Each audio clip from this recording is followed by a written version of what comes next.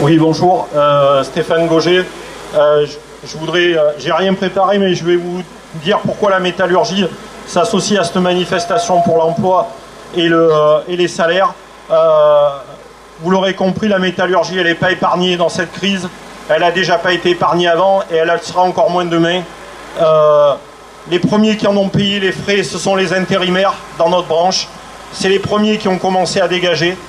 Et puis maintenant, il s'en va des valses d'emplois en moins, des fermetures, etc., etc. Vous en connaissez une pas loin sur Tulle, BorgWarner qui ferme, délocalisation, et c'est pas la Covid, c'est pas la crise, c'est uniquement le capitalisme qui fait les partir en Hongrie. Voilà, ça il faut que ça soit dit.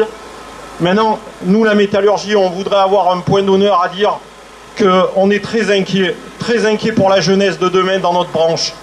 Parce que actuellement il se négocie une convention collective au niveau national et je peux vous assurer que ce qui est en train de se tramer, c'est pas des acquis sociaux, c'est des pertes sociaux.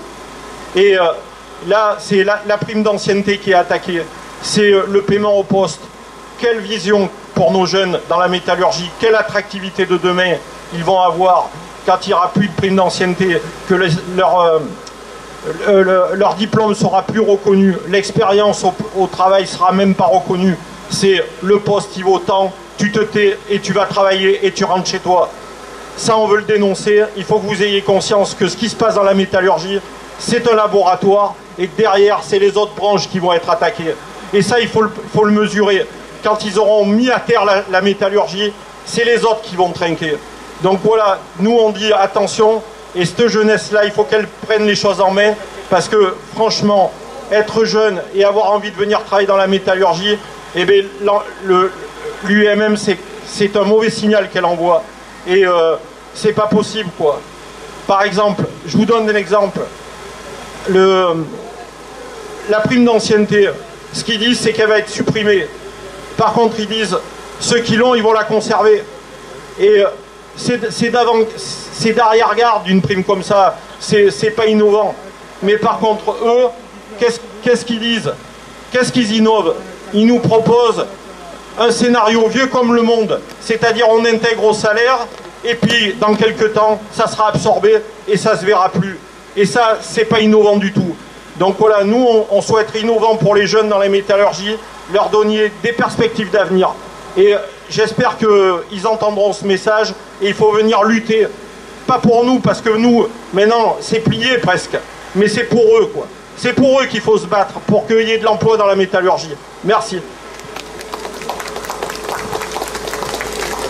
Bonjour, Sébastien d'EDF. Donc moi, je vais vous parler de la situation dans les énergies. Donc vous avez peut-être entendu parler du projet Hercule et projet Clamadieu. Donc ces projets, c'est le démantèlement de toute la filière électrique et gazière.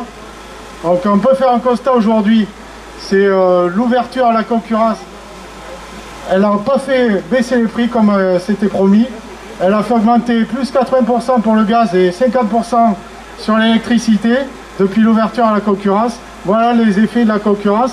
Et demain, avec le projet Hercule, c'est la privatisation des profits, la nationalisation des pertes et des risques au travers des investissements qui sont offerts, notamment sur le nucléaire et toutes les infrastructures, le réseau. Et sur Clamadieu, c'est l'affaiblissement de l'entreprise. Ils sont en train de vendre l'entreprise par petits morceaux pour finalement être opéable, parce que bien sûr la partie qui va rester, c'est la partie très lucrative, notamment les ENR et le stockage gaz. Donc la situation est grave, on a quand même 13 millions de précaires qui ne peuvent pas se chauffer. Et nous, la CGT, on propose un autre programme que la privatisation de l'énergie. On propose deux établissements EPIC, établissements publics à caractère industriel et commercial, et derrière un service commun sur l'efficacité énergétique, et tout ça pour contribuer à un vrai service public pour le premier kilowattheure pour l'usager gratuit et des objectifs neutralité carbone, un mix énergétique équilibré. Voilà, donc les camarades sont en lutte depuis l'année dernière. la lutte continue. On a fait un dernier événement assez important où on s'est retrouvé à 350 au barrage de Bord. Donc une manif interrégionale. Donc les gens sont là. Donc on continuera à défendre le service public parce que c'est les services publics qui sont attaqués. Au travers de la SNCF, les pauvres camarades, ils se sont fait attaquer dernièrement. C'est un des derniers bastions du service public qui est en train d'être attaqué. Au-delà de la santé et le reste. Voilà, merci.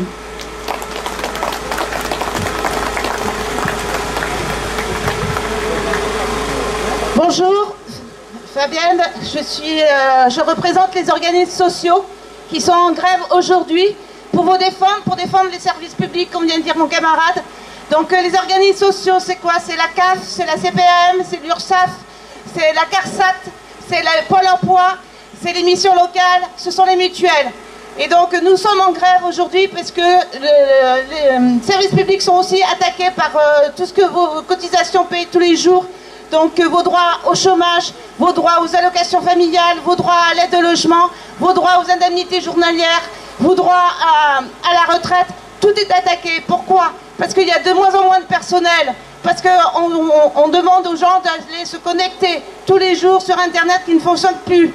Nous, au niveau de la CAF, depuis le 1er janvier 2021, la réforme de l'aide au logement exclut beaucoup de personnes, les dossiers sont bloqués.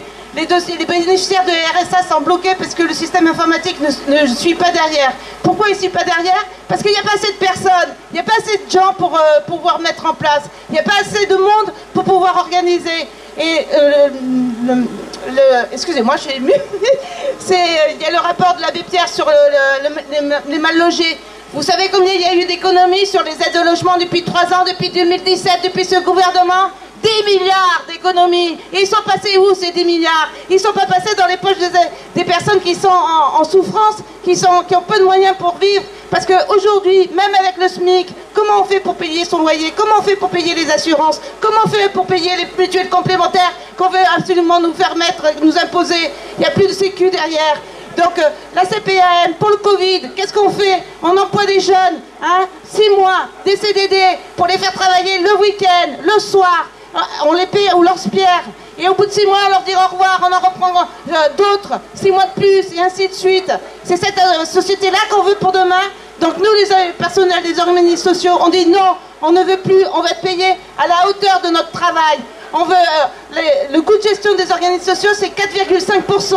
Les mutuelles, les assurances, c'est 12% de coût de gestion de personnel. Donc il y a de l'argent, on peut en bénéficier et on peut nous donner des moyens du personnel pour travailler dans de bonnes conditions et pour pouvoir verser les indemnités auxquelles vous avez droit, normalement, sans attendre 2 mois, 6 mois pour les retraites, voire 1 an.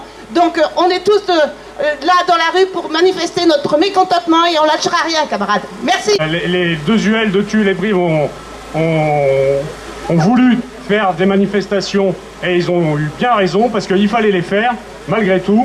Donc on est quand même, moi je suis quand même satisfait de voir le monde qui est à Brive et du monde qu'il y avait à Tulle, donc c'est quand même plutôt une bonne nouvelle. Après, comme ça a été dit, c'est pas parce qu'il y a peu de monde que la colère elle est pas là. On sait que dans les périodes de crise, alors là on en a deux, crise sanitaire et crise économique, c'est pas forcément le moment où les salariés sont les plus combatifs. Ils ont peur de perdre leur emploi. Ils ne savent pas de quoi demain va être fait, donc c'est sûr que c'est compliqué. Pour autant, on a eu raison. Pour autant, on a voulu dire aux salariés que l'intersyndicale tenait bon et allait continuer et se battrait pour les travailleurs de ce pays et qu'il était hors de question qu'on se laisse confiner, comme certains voudraient qu'on fasse, qu'on taise nos revendications et qu'on ne dise pas aux travailleurs que d'autres choix sont possibles. La situation aujourd'hui, c'est la preuve que le capitalisme ne peut pas permettre à l'humanité d'avancer. Rien n'est fait pour la population. Tout est fait pour engranger les milliards. Ça a été dit avant moi. Malgré la pandémie, il y a des tas d'entreprises qui font des chiffres d'affaires records, notamment grâce aux aides publiques, notamment grâce au chômage partiel, etc., etc., et qui, dans le même temps, licencient. On a quand même eu le cas Alors à BW, on en a parlé, Stéphane en a parlé, mais il y a eu quand même aussi Sud-Ouest Étalage sur Brive, où ils ont reçu des aides publiques en veux-tu, en voilà, et malgré tout, malgré une lutte exemplaire, il y a quand même 20 postes, 10 personnes qui vont être licenciées contraints, alors qu'ils ont touché des aides publiques, donc c'était inacceptable. Et on voit bien dans la gestion de la pandémie, comme quoi le système économique actuel est incapable de répondre aux vrais besoins de la population. On l'a vu avec les masques, il y avait besoin de masques, il n'y avait pas de masques. Après on avait besoin de lits d'hôpitaux, il n'y avait pas de lits d'hôpitaux, il n'y en a pas plus aujourd'hui d'ailleurs. Tous comment dirais-je, les besoins primaires des travailleurs ne sont pas assumés par ce système et ce gouvernement. Donc aujourd'hui, peut-être qu'on n'est pas assez, c'est sûr qu'on n'est pas assez, mais ça ne doit pas nous empêcher de continuer, d'expliquer aux salariés qu'on ne peut pas continuer comme ça, que le système actuel ne pourra pas améliorer les choses, et que c'est maintenant à nous de prendre les choses en main. Donc on sera là encore et encore. Donc on continue, on lâche rien.